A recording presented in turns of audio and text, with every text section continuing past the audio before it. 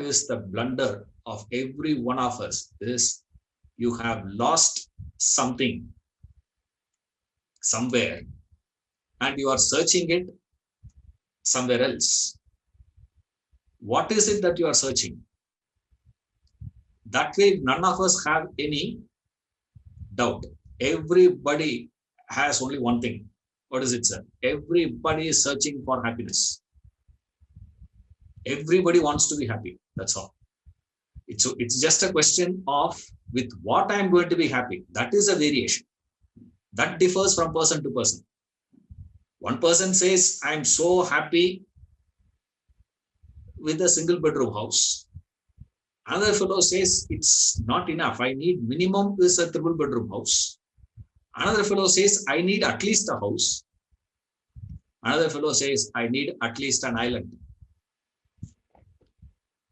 It's so interesting. One person says, with a child, I will be happy. Another fellow says, without any kids only, our life will be happy. That's what every couple, newly wedded, they say, we will live for 3-4 years happily. And then, so as far as they are concerned, what? Child means it is a pain. It is a problem.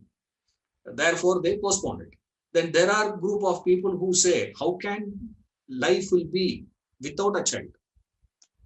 How you are searching may vary. With what you are searching may vary. But one thing all of us are sure. What is it, sir? Every one of us are searching to be slightly happier than what I am today. It's not that today you are miserable. I'm not saying today you have to be living a miserable life. I hope not. But even the happiest man who is aspiring to be little more, that little more goes on and on and on.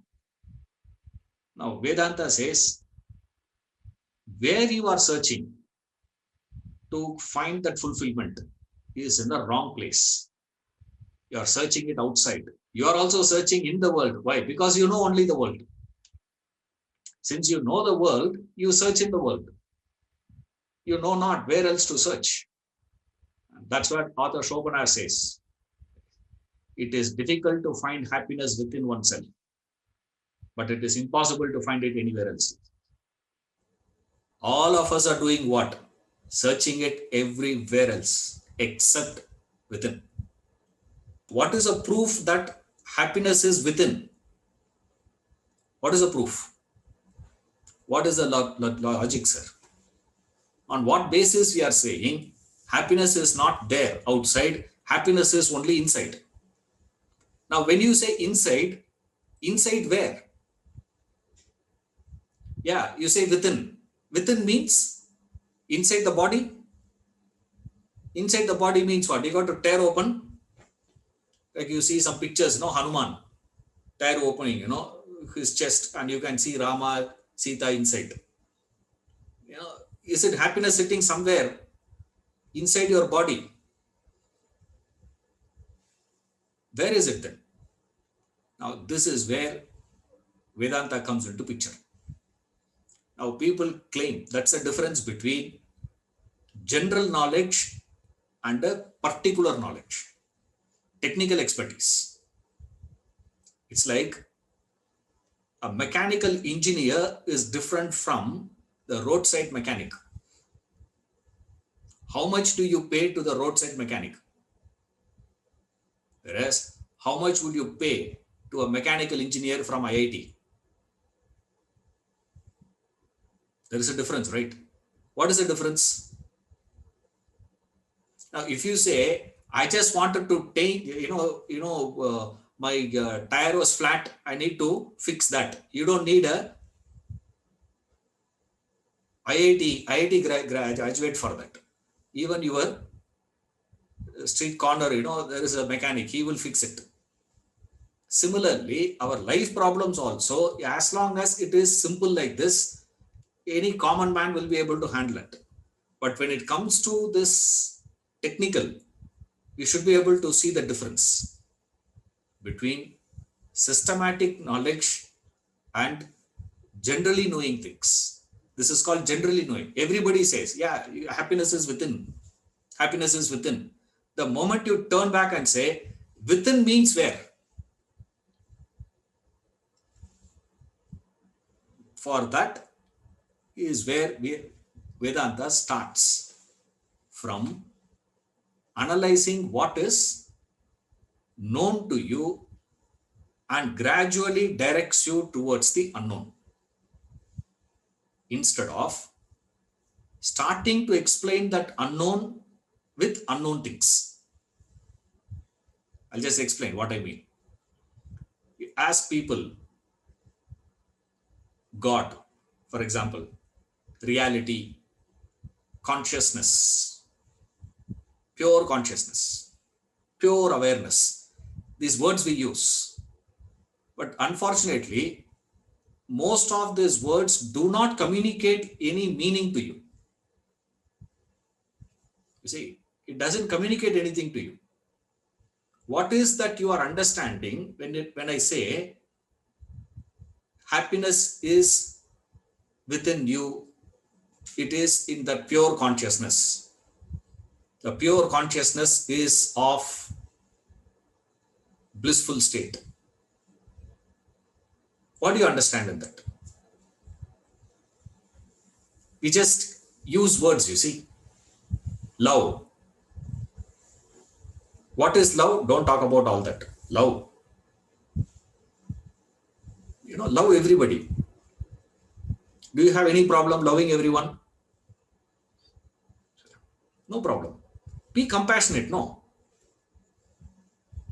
What is being compassionate? What is being in love? How much love you want? God loves you so much. How much God loves you? How much love?